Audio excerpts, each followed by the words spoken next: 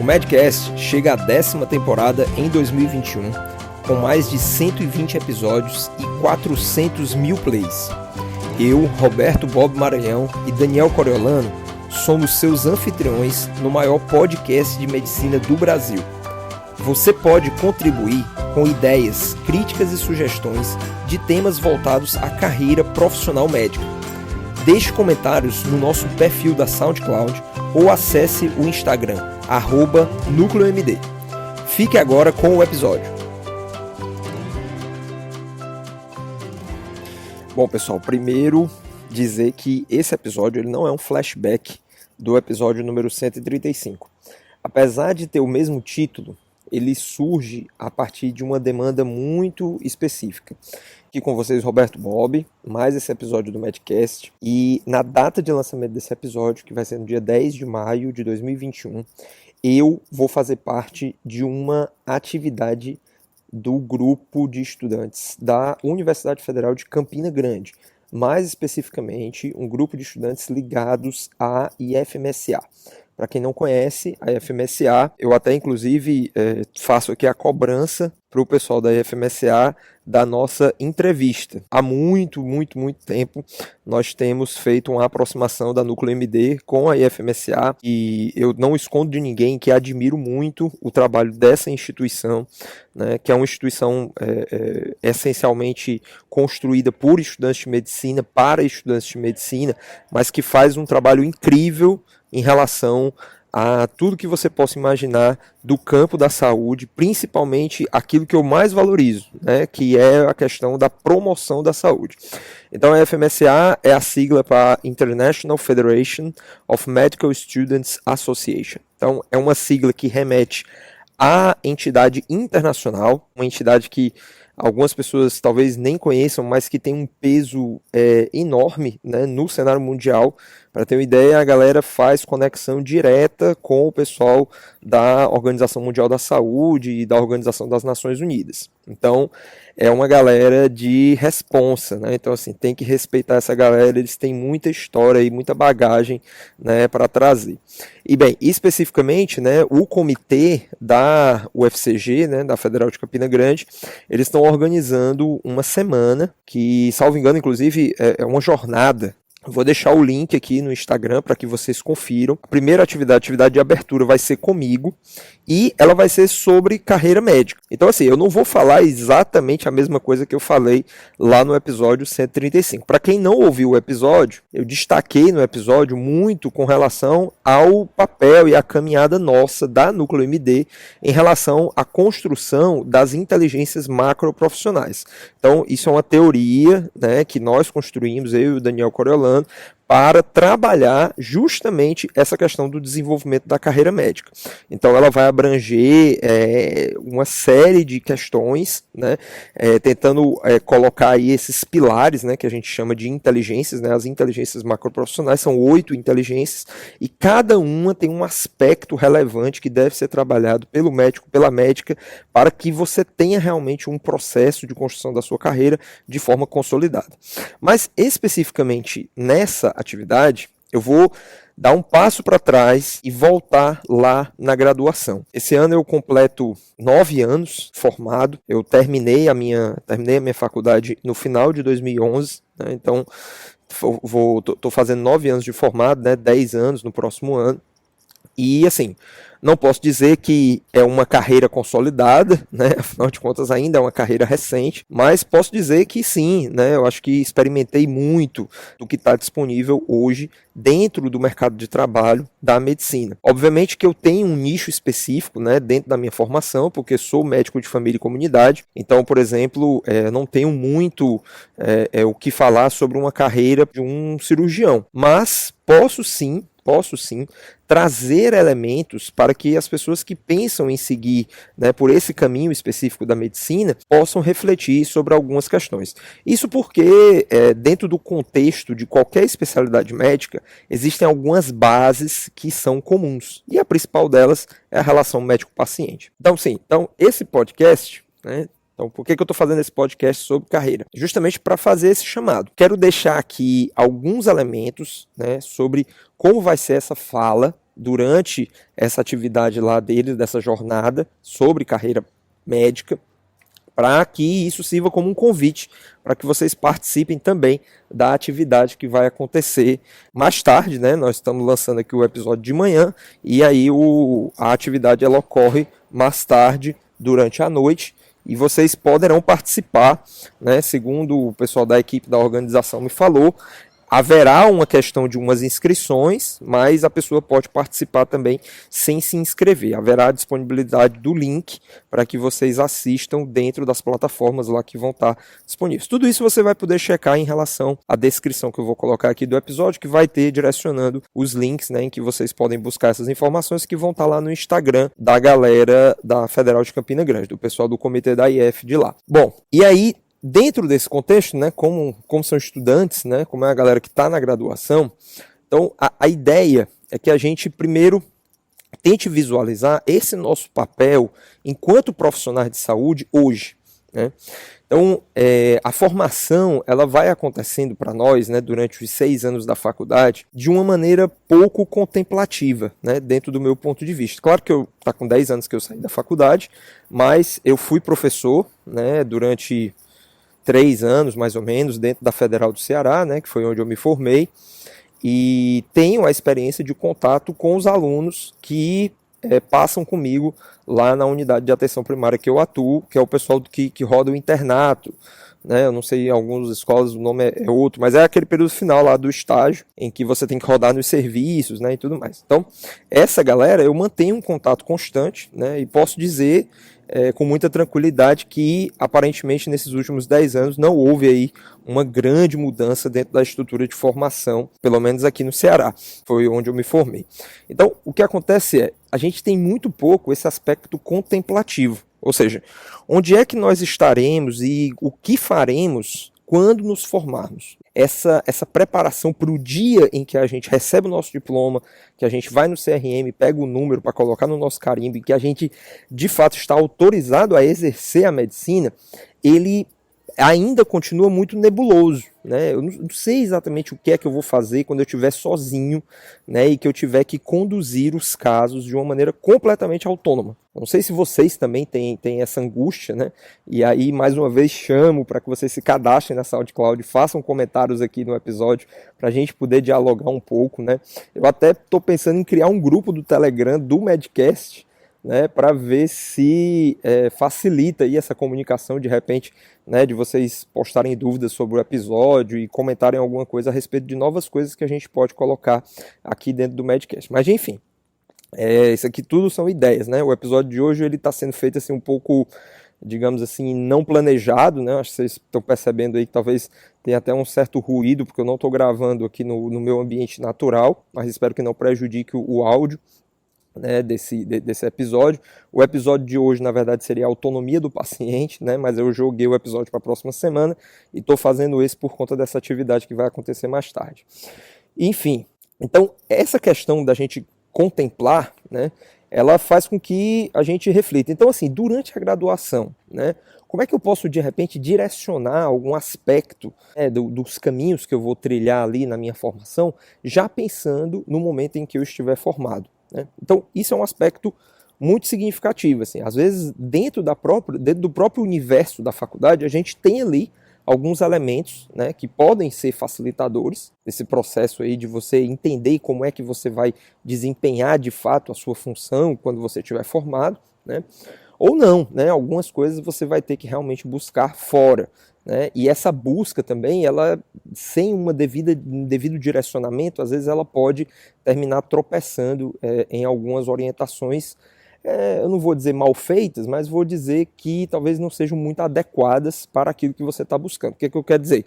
Estou querendo dizer, por exemplo, que a Núcleo MD seria uma ótima opção, né? Que de repente escutar o Medcast, né? A gente fala sobre essa questão de carreira aí já há muito tempo, então de repente escutar os episódios e aí tentar pegar insights, né, a partir desses episódios de como é que você pode balizar aí a busca por conhecimentos específicos em relação à formação imediata, né? Assim, o que é que você vai fazer, o que é que você vai desempenhar logo após você estar formado, né?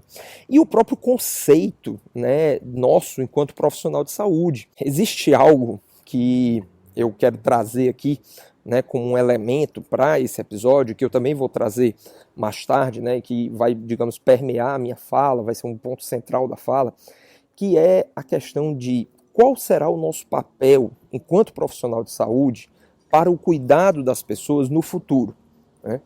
Veja que hoje, devido à questão da pandemia, coronavírus e tudo mais, nós demos um salto no contexto da relação médico-paciente que estava preso dentro do contexto brasileiro há alguns anos.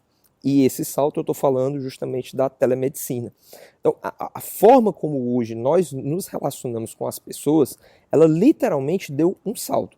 Ela vinha ali ensaiando esse salto através das redes sociais. Hoje nós temos muitas pessoas que têm como um trabalho principal orientar profissionais de saúde, especificamente médicos, sobre como se comportar, como se orientar dentro do contexto das redes sociais, como usar bem a ferramenta do Instagram, do Facebook, do próprio WhatsApp, do Telegram, para que você estabeleça esse relacionamento com os seus pacientes. Então, isso é muito significativo. E a pandemia, ela trouxe à tona essa questão do virtual, né, de você poder estar junto à pessoa que você está cuidando sem obrigatoriamente estar presente junto a ela. E eu posso dizer, né, que nesses um ano e pouco de pandemia, essa experiência da telemedicina ela realmente foi incorporada. Muitos profissionais já incorporaram, nós temos hoje ferramentas direcionadas especificamente para essa questão. Então é algo muito significativo. No episódio 135 eu falei que isso não é essencial, tá? Quando a pandemia passar, né, e a gente espera que ela passe o mais rápido possível, né, com a questão da vacinação, mas quando ela passar, haverá talvez algum tipo de retrocesso, mas não no sentido negativo da palavra, simplesmente a gente vai dar um passo para trás em relação às ações da telemedicina que hoje estão consolidadas. Consolidadas assim, né, que a gente está desempenhando. Isso por quê? Porque a gente vai voltar à possibilidade de ter nossas consultas presencialmente como a gente tinha antes, ou muito parecido, né? Ninguém sabe como é que vai ser esse cenário de pós-pandemia ainda. Mas o fato é que a telemedicina ela vai ficar, né? De alguma maneira, né? Ela haverá de ficar, né, dentro de uma normativa que ainda não está estabelecida. Como é que vai ser isso no pós-pandemia? Porque tudo que a gente tem em termos legais, né, resolução do CFM, a própria lei da telemedicina, né, que foi sancionada lá pelo presidente, que tinha um veto, depois tiraram o veto, ela vai ser modificada, porque já está no texto dela que ela só é válida devido ao evento da pandemia. Então acabou a pandemia, essa lei é como se ela deixasse de existir. Então, provavelmente, ela vai ser reformulada para definir como a gente vai poder continuar a exercer a telemedicina. Então, o que eu quero dizer é que esse aspecto da relação nossa com os nossos pacientes, ele vai ter que ser novamente trabalhado. Porque o que eu visualizo bastante, que é um ponto de destaque para mim, é que cada dia mais nós temos que estar ao lado das pessoas para orientá-las, para explicar a elas o que está acontecendo dentro da sua vida por um acometimento de uma doença, de um hábito de vida que não é saudável, de uma sensação de adoecimento que lhe acomete, de um contexto de saúde mental que está intrinsecamente conectado com a ambiência em que a pessoa está inserida, a sua vida social, o seu contexto familiar, os problemas que o cenário em que aquela pessoa está inserida causa de angústia para ela, violência, insegurança. Então, tudo isso é muito importante para entender por que a pessoa está se sentindo doente. Isso dentro da medicina de família a gente separa, né? O illness e o disease, né? Então, você tem a doença, né? Então, que a pessoa realmente tem uma patologia, sei lá, ela tem um câncer, né? Ela está ali, eu sei que os sintomas que aquela pessoa apresenta é devido àquele quadro, né? É devido àquele problema específico, àquela patologia. E você tem situações em que não obrigatoriamente você vai ter um ente causador, né? Você não tem ali um vírus ou uma célula neoplásica, não. A pessoa simplesmente se sente doente, ela adoece. né? E nesse processo de adoecimento, o autoconhecimento, o autocuidado, né, a vigilância sobre as suas relações, uma vida de menos estresse, é um caminho obrigatório de ser percorrido para que aquela pessoa possa identificar o que é que está fazendo ela adoecer e, de repente, buscar um melhor estado de bem-estar possível dentro do contexto que ela vive. Então, esse trabalho ele vai permear toda a medicina, assim como todas as categorias profissionais de saúde. E isso, dentro de uma forma de você se conectar com as pessoas, para além daquela consulta tradicional, isso tem que estar na consulta, mas para além disso, a forma como você se posiciona, por exemplo, dentro das redes sociais, se você acha que a rede social ela denigre a imagem do médico, né, que isso não é certo, que isso o médico que se preze, ele não deveria estar se expondo nas redes sociais, pense que um médico ruim, e aí não tenho pudor de dizer isso porque tem gente ruim em toda profissão, né? A gente tem advogado ruim, juiz ruim, enfim, nós temos todo tipo de exemplo de coisas ruins, independentemente do cargo que a pessoa exerce. Então nós temos médicos ruins também, né? Infelizmente, né? Que bom que a gente não tivesse, mas nós temos. Então, no momento em que você se priva de participar de um espaço, por exemplo, de rede social, e um médico ruim ou uma médica ruim está lá na rede social divulgando uma informação ruim para as pessoas, o fato de você não estar lá, você corrobora com aquilo. Porque a sua omissão dá espaço para que pessoas de má índole influenciem o público de uma maneira geral. E aí nós temos algumas aberrações. Nós temos literalmente aberrações, né, de colegas médicos que, infelizmente, eu não sei exatamente baseado em que, orientado por quem, fazem determinados tipos de cenas, né, na internet que assim, é aquela coisa da vergonha alheia. Né, assim, é de fazer vergonha a qualquer pessoa, é de virar motivo de piada, e aí isso respinga em toda a categoria. Né, todos os médicos sofrem com isso, né, principalmente aqueles que são bons médicos. Então, estar nas redes sociais não é que seja uma obrigação, mais uma vez. Nenhuma tecnologia, até hoje pelo menos, veio para dizer assim, olha, você vai ter que usar essa tecnologia, porque senão você não vai poder exercer a medicina. Talvez o papel, né? O papel realmente não tem como a gente fugir dele, né? A gente vai ter que usar o papel em algum momento. Mas nada é obrigatório, né? Nada é obrigatório. Então nós temos que pensar os caminhos. Então essa vai ser o cerne, né, desse nosso papel como orientadores, como guias. Né? Aí alguém pode dizer assim, então vai ser um coach? Pode ser, né? O médico coach. Né? Eu não tenho preconceito com essa palavra coach. Né? As pessoas também trouxeram um senso de pejoração muito grande em cima dessa palavra, mas pelo mesmo motivo da questão da pessoa que é boa e a pessoa que é ruim. Né?